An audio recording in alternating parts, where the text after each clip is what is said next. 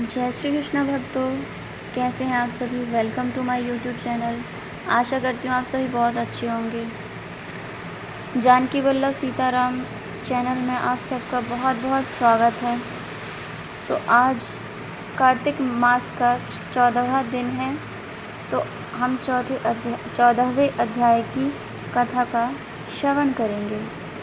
तो आप सभी प्रेम पूर्वक ध्यानपूर्वक भगवान नारायण जी और तुलसी मैया जी की कार्तिक मास के 14वें अध्याय की कथा ध्यानपूर्वक सुनने की कृपा करें।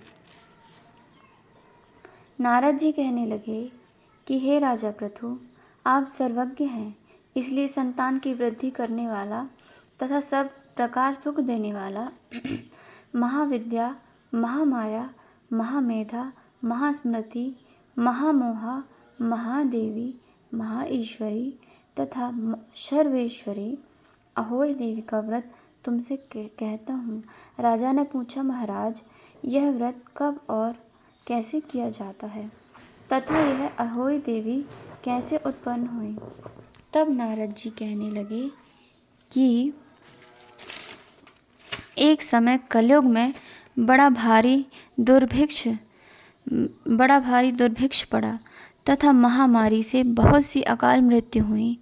तब सब लोग एकत्रित होकर उस विपत्ति से निवारण का उपाय सोचने लगे। अंत में निश्चय कर कार्तिक कृष्ण सप्तमी को सबने व्रत रखा। व्रत करते समय सायंकाल चामुंडा देवी हाथ में मुंड लिए प्रकट हुई और कहने लगी कि हम रुद्र सहित विहार करने के लिए यहाँ पर आ गए हैं, परंतु सारे संसार में पाप छाया हुआ है। ब्राह्मण वेदहीन, क्षत्रिय असामर्थ्य तथा वैश्य शूद्र धर्म रहित हो गए हैं। स्त्रियों ने पतिव्रता धर्म छोड़ दिया है, इसलिए सब लोग अहोई देवी का व्रत करें। कार्तिक कृष्णा सप्तमी तथा अष्टमी को बाल, वृद्ध और रोगियों को छोड़कर सबको यह व्रत करना चाहिए। सारे दिन भोजन न करके सायंकाल अहोई देवी, जो कि मेरा ही नाम है, पूजन करना चाहिए। अपने मकान को गोबर और मिट्टी से लीपें। द्वार पर 4 रंगों जैसे काला, पीला, हरा और लाल से मेरी मूर्ति बनाएं। अच्छे सुंदर पकवान बनाकर मेरी पूजा करें। तभी एक धीवर की स्त्री कहने लगी कि हे माता, हम नीच लोगों का कर्तव्य भी बताएं। तब देवी ने कहा कि तुम लोग मेरे भक्त हो, सो सब लोग मेरा पूजन करके तेरी संतान को पूजेंगे तो उनकी पूजा सफल होगी, अन्यथा नहीं। मेरी पूजा के बाद कुम्हारिन तथा मालिन की पूजा होगी। ऐसा कहकर देवी अंतर्ध्यान हो गई। नारद जी कहने लगे कि हे राजन, इस प्रकार देवी के कथनानुसार सबने व्रत और पूजन किया तो सबके संकट दूर हो गए और सारा संसार सुखी हो गया। राजा पृथु ने श्री नारद जी से पूछा कि हे मुने, कार्तिक मास तथा एकादशी तिथि सबसे उत्तम क्यों मानी गई है। तब नारद जी कहने लगे कि हे राजन, जो प्रश्न तुमने आज मुझसे पूछा है वही प्रश्न एक समय श्री सत्यभामा ने किया था और उत्तर श्री कृष्ण जी ने सत्यभामा को उस समय दिया था, वही मैं तुमसे कहता हूँ। एक समय सत्यभामा जी ने श्री कृष्ण जी से पूछा कि हे भगवान, जब सभी मास और तिथियां बराबर हैं तब उनमें से कार्तिक मास व एकादशी तिथि उत्तम क्यों मानी गई है।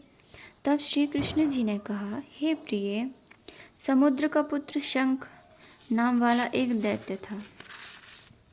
वह दैत्य इतना बलवान था कि उसने इंद्रादि देवताओं को स्वर्ग से निकालकर उनका स्थान स्वयं ले लिया। सब लोग उसके डर के मारे अपने बाल बच्चों सहित पर्वतों की गुफाओं में चले गए। तब उस दैत्य ने सोचा कि मैंने देवताओं का स्थान तो ले लिया, लेकिन वे जीते नहीं गए। सो ऐसा प्रतीत होता है कि देवता वेद मंत्रों से ही बलवान है, इसलिए मंत्रों सहित वेदों को हर ले आऊं। तब उसने ऐसा विचार किया तो वेद डर के मारे समुद्र में चले गए। तब ब्रह्मादिक सब देवता संसार को वेदहीन समझकर भगवान विष्णु की शरण में गए और उनको जगाने के लिए गीत वाद्य आदि क्रियाएं की। भगवान के जागने पर आवाहन, आसन, पाद्य, अर्घ्य, आचमन, स्नान, वस्त्र, यज्ञोपवीत, चंदन, पुष्प, धूप, दीप, नैवेद्य, पान, प्रदक्षिणा और नमस्कार, इन सब सामग्रियों से भगवान का पूजन किया। तब भगवान प्रसन्न होकर देवताओं से कहने लगे कि हे देवताओं, हम तुमसे अति प्रसन्न हैं, अतः शंख आदि दैत्यों को मारकर चारों वेदों को ले आएंगे। परंतु आज से वेद बीज मंत्रों सहित कार्तिक मास में जल में रहेंगे। अतः कार्तिक मास में जो कोई जल में स्नान करेगा उसको यज्ञ के अंत के समान फल मिलेगा और उसके समस्त विघ्न दूर हो जाएंगे। अतः लोगों ने, क्योंकि एकादशी के दिन हमको जगाया है, अतएव सब तिथियों में एकादशी अधिक मान्य होगी। कार्तिक तथा एकादशी के व्रत हमको अति प्रिय हैं। नारद जी कहने लगे, हे राजन, इतना कहकर भगवान मछली का रूप धारण कर विंध्याचल में निवास करने वाले कश्यप ऋषि जी की अंजलि में आ गए। कश्यप जी ने उनको कमंडल में डाल दिया।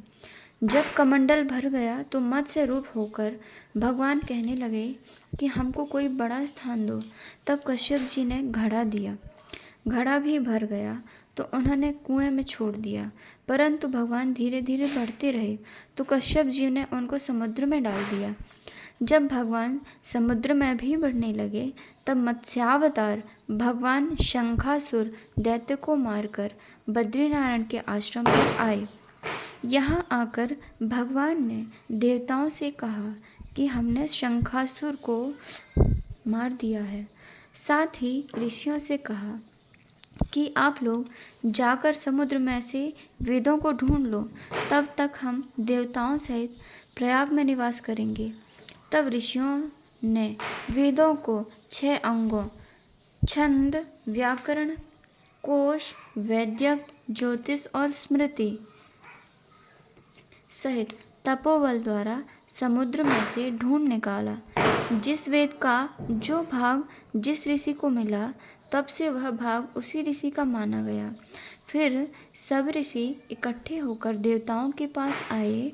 तत्पश्चात ब्रह्मादिक देवताओं ने यहाँ पर अश्वमेध यज्ञ किया। तब प्रयागराज तीर्थराज कहा जाने लगा। यहाँ पर स्नान, दान, यज्ञादि करने से अनेक जन्मों के पाप नष्ट हो जाते हैं। तो भक्तों, इस तरह 14वें अध्याय की कथा संपूर्ण होती है। इसके बाद हम श्री तुलसी स्तुति का पाठ करेंगे और आप सभी ध्यानपूर्वक सुनिए।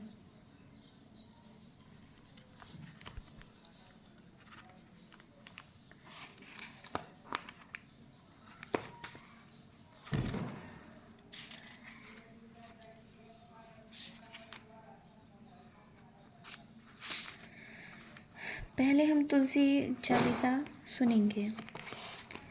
श्री तुलसी महारानी करो विनय सिरनाय, जो मम हो संकट विकट, दीजिए मात नशाय, सियावर रामचंद्र जी की जय। नमो नमो तुलसी महारानी, महिमा अमित न जाय बखानी, दियो विष्णु तुमको सन्मान, जग में छाय सुयस महान। विष्णु प्रिया जय जय जय जयति भवानी, तिहु लोक की हो सुखदानी। भगवत पूजा करे जो कोई, बिना तुम्हारे सफल ना हो, जिन घर तब नहीं हो निवास, उस पर करहीं विष्णु नहीं वास। करे सदा जो तब निधि सुमिरन, तेहि के काज होय सब पूर्ण। कार्तिक मास महात्म तुम्हारा, ताको जानत सब संसार। तब पूजन जो करे कुंवारी, पावे सुंदर वर सुकुमारी। करे जो पूजा नित प्रति नारी, सुख संपत्ति से होय सुखारी। वृद्धा नारी करे जो पूजन, मिले भक्ति भुक्ति होवे पुलकित मन। श्रद्धा से पूजै जो कोई, भवनिधि से तर जावे सोई। कथा भागवत यज्ञ करावे, तुम बिन नहीं सफलता पावे। छायो तब प्रताप जग भारी, ध्यावत तुम ही सकल चितधारी। तुम ही मात यंत्रन तंत्रन में, सकल काज सिद्धि होवे क्षण में। औषधि रूप आप हो माता, सब जग में तब यश विख्याता। देव ऋषि मुनि और तपधारी, करत सदा तव जय जयकारी। वेद पुराण तव यश गाया, महिमा अगम पार नहीं पाया। नमो नमो जय जय सुख करनी, नमो नमो जय जय दुख हरनी। नमो नमो सुख संपत्ति देनी, नमो नमो अघ काटन छेनी। नमो नमो भक्तन दुख हरनी, नमो नमो दुष्टन मद छरनी। नमो नमो भव पार उतारनी, नमो नमो भवलोक सुधारनी। नमो नमो निज भक्त उबारनी, नमो नमो जन काज सवारनी। नमो नमो जय कुमति नशावनी, नमो नमो जय सुमति बढ़ावनी। नमो नमो निज जन अपनावनी, नमो नमो सब सुख उपजावनी। जयति जयति जय तुलसी माई, ध्याऊँ तुमको शीश नवाई। निज निज जन जानि मोहि अपनाओ, बिगड़े कारज आप सवारो। करूँ विनय मैं मातु तुम्हारी, पूर्ण आशा करूँ हमारी। चरण शरण कर जोरि मनाऊँ, निशिजन तेरे ही गुण गाऊँ। यह श्री तुलसी चालीसा, पाठ करे जो कोय, गोविंद सौ फल पावहीं।